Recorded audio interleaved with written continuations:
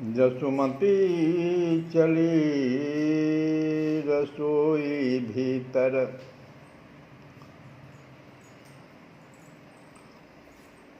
तबहीं ग्वाली एक छींकी। और उधर देखई नंद चले घर आवत, बैठत पौड़ी छींक भई बाएं दहिने धाह सुनावत। और फटकत श्रवण स्वान द्वारे पर, गरड़ी करती लड़ाई माथे पर है काग उड़ान्यों, कुशगुण बहुतक पाई। बहुत सारे अपशगुन होने लगे तो दोनों दंपति बहुत चिंतित हो गए और देखा क्या कि बलराम जी ही आज नहीं गए हैं नील सुंदर के साथ। तो ब्रजेश्वर का, ब्रज गोपियों का सबका धैर्य जाता रहा। सोचने लगे कि कदाचित नील सुंदर के साथ बलराम होते तो कोई भी अनिष्ट को वे बचाते।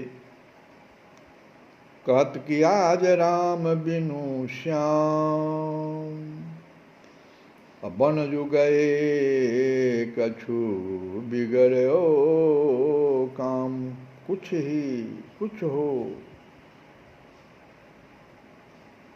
भी हो, सब कुछ तो नष्ट हो गया दिखता है। इन दुर्निमित्तों का और अर्थ ही क्या है? बस नील सुंदर हम सबों को छोड़कर चला गया। कृष्ण गत प्राण, कृपा कृष्णाविष्ट हृदय। कृष्णगत प्राण सबों का हो गया। देखो, कृष्ण नहीं तो मेरा प्राण नहीं। और कृष्णाविष्ट हृदय समस्त पुरवासियों का, ब्रज दंपत्ति का एक सा ही निर्णय अब हो गया। क्या निर्णय हुआ? क्योंकि अनंत ऐश्वर्य निकेतन श्री कृष्णचंद्र की महात्म्य की स्फूर्ति, इनके वात्सल्य परिभावित चित्त में कभी होती ही जो नहीं, वहाँ निरंतर वात्सल्य सिंधु ही उद्वेलित होता रहता है। अपना सर्वस्व न्यौछावर कर वे सब के सब सतत नील सुंदर के सुख की कामना लिए उस पारावार विहीन सागर की उर्मियों में ही अवगान करते रहते हैं।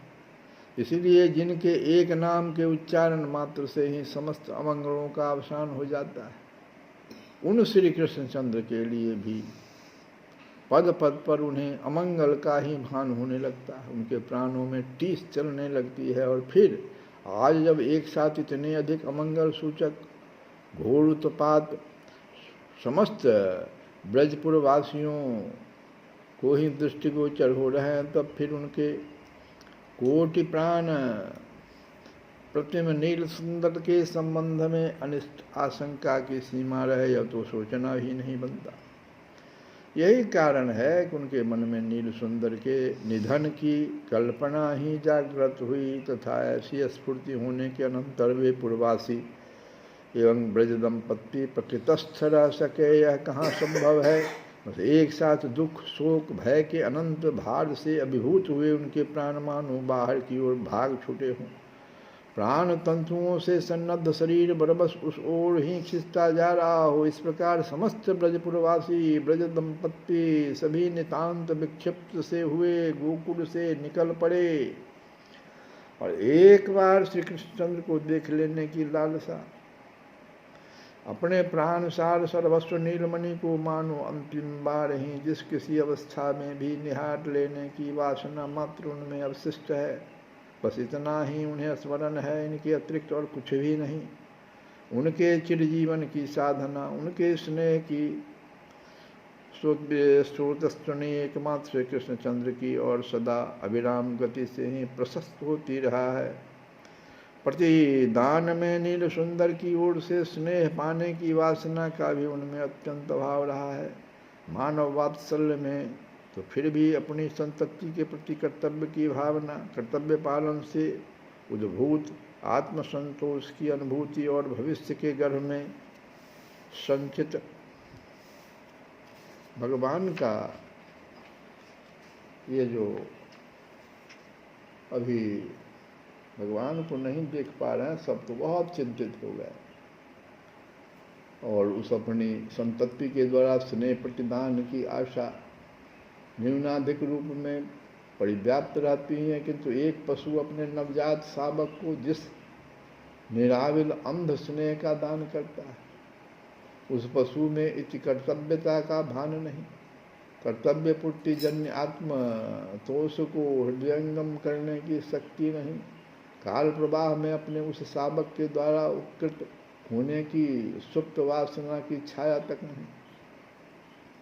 फिर भी प्राणों की जिस उत्कंठा से वह दूर गए, नवजात शावक की ओर भावित होता है, ठीक उसी प्रकार ये ब्रजपुरवासी ब्रज दंपत्ति नितांत अंधवात्सल्य स्नेह की धारा में बहते हुए स्नेह दान में उस पशु के शावक वात्सल्य की क्षमता धारण किए हुए पशु वृत्तयः दौड़े जा रहे हैं। कहाँ जाना है, किस स्थल पर जाने से उन्हें अपने प्राण धन नील सुंदर के दर्शन होंगे, यह भी उन्हें पता नहीं, पर एक सूत्र में बंधे हुए से आवाल वृद्ध सभी अत्यंत द्रुत गति से एक ओर ही अग्रसर हो रहे हैं। पुरुष सुंदरियों का केश बंधन उन्मुक्त हो चुका है, आवरक वस्त्र अस्त व्यस्त हो चुके हैं, गोपों की शिखाएं खुल गई है, पद पद पर स्खलित होते, भूमि पर गिरते उठते वे सब चले जा रहे हैं और उन अगणित कंठों से निहसित हाय रे कृष्ण रे, हाय रे कृष्ण रे का करुणानाद वन प्रांतर को प्रतिनादित कर रहा है। देख बड़ी उत्पात कठोरा, निधन मान मन शंक न थोड़ा, बाल वृद्ध नर नारी समेता, व्याकुल तज तज चले निकेता। कृष्ण प्राण धन जीवन जासु, घर किमि रहे दरस हरि प्यासु। जानत नहीं प्रभाव हरि केरा, एहित मन दुख भयहु घनेरा। अति कलमले बिरह दल मले, बाल बिरध सब कानन चले। देख यहाँ उत्पात तहाँ, ब्रजनंद जहाँ उड़ में दुख ल्याहि कै। राम बिना बन श्याम गए छवि धाम, कहाँ फिर है भय पाई के। सो सुनि गोप बधू जसुधा, फिरी रोहनी ग्वाल उठे अकुलाई कै। शंख भरे सब धाय पड़े, कब देखबे मोहन मूरति जाय के, कब देखबे मोहन मूरति जाय के। उनके साथ रोहिणी नंदन श्री बलराम जी भी हैं। अवश्य ही उनके श्रीमुख पर क्रांति नहीं, व्यथा नहीं, चिंता की छाया तक नहीं, अपितु उनके अधरों पर तो स्फुट हास्य भरा है। क्यों न हो श्री रोहिणी ब्रजरानी ब्रजेश ब्रजपुर वासियों की दृष्टि में भले ही वे बलराम शिशु हों, पर वास्तव में वे भगवान पुरुषोत्तम के द्वितीय व्यूह मूल शंकरसन ही तो हैं। उन सर्वशक्तिमान सर्वविद्याधिपति से क्या छिपा है, अपने अनुज की समस्त योजनाओं से, उनके अनंत अपरिसीम ऐश्वर्य से वे चिर परिचित हैं। उनके विषय में भय विस्मय चिंता के लिए अवसर ही कहाँ है। हाँ, जननी जशोदा नंद बाबा का म्लान मुख देखकर रोहिणी नंदन शांत स्थिर रह सकें, उनके कंठ देश में अपनी भुजाएं डालकर उनके प्राणों को शीतल न करें, यह अब तक नहीं हुआ था। किंतु आज अपनी प्राण प्रिय मैया को, बाबा को, स्वजनों को एवं समस्त ब्रजपुर वासियों को श्री कृष्ण वियोग की संभावना से अत्यधिक व्यथित व्याकुल देखकर भी वे कुछ नहीं बोले, केवल मृदु हंसी हंसकर रह गए। कौन जाने ब्रजेंद्र नंदन श्री कृष्णचंद्र के अग्रज शंकर संदेव की अभिसंधि को। तिन सौ कछु न कहत बलदेव, जानत हरि भैया को भेव। गोपावास से बाहर आते ही पूर्ववासियों की दृष्टि नील सुंदर के मनोहर पद चिन्हों पर जा पड़ी। वृंदाकानन की धरा पर अंकित वे चिन्ह मानो स्पष्ट ही संकेत कर रहे थे, आओ आओ अपने नीलमणि के हमारे सहारे ढूंढ लो। उनमें संशय के लिए स्थान ही नहीं था। स्पष्ट ही उन पद चिन्हों में श्री कृष्णचंद्र के चरण तल के चिन्ह व्यक्त हो रहे थे।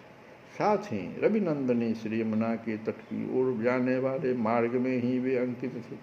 फिर तो यह प्रत्यक्ष हो ही गया कि आज श्री कृष्णचंद्र गिरिराज की ओर नहीं जाकर कलिंद तनया की ओर, यमुना की ओर गो संचारण करने गए। पूर्ववासियों ने उन चिन्हों का ही अनुसरण किया और उसके सहारे ही देखते देखते वे यमुना तट पर आ पहुँचे। यह बात नहीं कि केवल श्री कृष्ण चरण चिन्ह ही वहाँ व्यक्त हुए हों। असंख्य गोप शिशुओं के एवं उनके परिचारित असंख्य धेनु समूहों के पद चिन्ह भी वहाँ अंकित थे और उनके अंतराल में संपृक्त हो रहे थे। अब्ज, यव, अंकुश, वज्र, ध्वज आदि चिन्हों से विभूषित श्री कृष्णचंद्र के चरण चिन्ह। इस प्रकार गो संचारण का वह वनपथ असंख्य चिन्हों से परिव्याप्त था, किंतु समस्त पूर्ववासियों की ब्रज दंपत्ति की आंखें केंद्रित हो रही थी एकमात्र गोप समाज के उन अनोखे अध्यक्ष के अब्ज, यव आदि परिशोभित ललित पद चिन्हों पर ही। उनके प्राण स्पर्श कर रहे थे एकमात्र उनको ही। इसके अतिरिक्त असंख्य गोधन भी इस मार्ग से ही अग्रसर हो चुका है। अन्य गोप शिशु भी इस पथ में ही गए हैं। उनके चिन्ह भी यहाँ स्पष्ट व्यक्त हो रहे हैं। इसे वे देखकर भी वे नहीं देख सके। कहीं भी वे भ्रमित न हुए, हो ही कैसे सकते। श्री कृष्ण चरण चिन्हों का प्रभाव ही निराला है। उन पर अपनी दृष्टि लगाए चलने वालों के मार्ग में कहीं कदापि भ्रम होता जो नहीं। उन चिन्हों को कोई भी प्राणी आच्छादित नहीं कर सकता, करना भी नहीं चाहता। सबके प्राणों की निधि हैं वे। और तो क्या, जड़ भावापन्न पवन से संचालित रजकण भी उनकी स्पष्टता को लुप्त नहीं कर सकते। वे तो जहाँ जिस स्थल पर एक बार अंकित हो उठते हैं वहाँ उनकी प्रतिष्ठा हो जाती है। अलंकार हैं वे उस स्थल के भूमि के था। उनके सहारे एकमात्र उन्हीं का निरीक्षण करते हुए चलने वालों के लिए श्री कृष्णचंद्र को ढूंढ लेना सदा ही सहज है। इसीलिए वे गोप गोप सुंदरियाँ, ब्रजराज ब्रजरानी सभी केवल उन्हें ही देखते हुए शीघ्र से शीघ्र यमुना तट पर चले आए। भूधुज जब अब्ज गदादिता मत्स्य धनुष की रेख, इन चिन्हन चिन्हित धरा चले सकल अवरेख। चरण सरोज खोजहि लगे, जिनमें शुभ लक्षण जगमगे। अरिदर मीन कमल जब जहाँ, कुश कुलिस धुजा छवि तहाँ। तारज कहूँ शिव अजनित बंछत, अनुदिन सनक सनंदन इच्छत। पिहि सिर धारत अतिशय आरत, कृष्ण कृष्ण गोविंद पुकारत। इमि खोजत पहुँचे सरि तीरा, रवि तन आज ही जल गंभीरा। सभी लोग भगवान के चरण चिन्ह को देखते हुए और यमुना के तट पर पहुँच गए। गोपाल हो तुम मैं बाल सखा, तुम और नहीं मैं और नहीं, तुम और नहीं मैं और नहीं।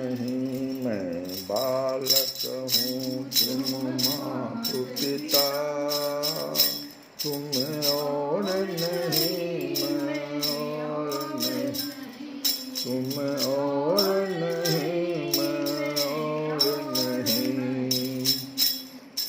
तुम कमल हो मैं रस भरा हूँ, तुम चंदा हो मैं चकोरा हूँ, तुम चंदा हो मैं चकोरा, तुम मेरे हो, तुम मेरे हो, मैं तुम्हारा हूँ, तुम और नहीं, तुम और नहीं, तुम दीपक हो मैं उजाला हूँ, तुम दाता मैं दयाला हूँ, तुम गायत्री मैं माला हूँ, तुम और नहीं, मैं और नहीं, तुम और नहीं, मैं और नहीं। श्री कृष्ण गोविंद हरे मुरारे, हे नाथ नारायण।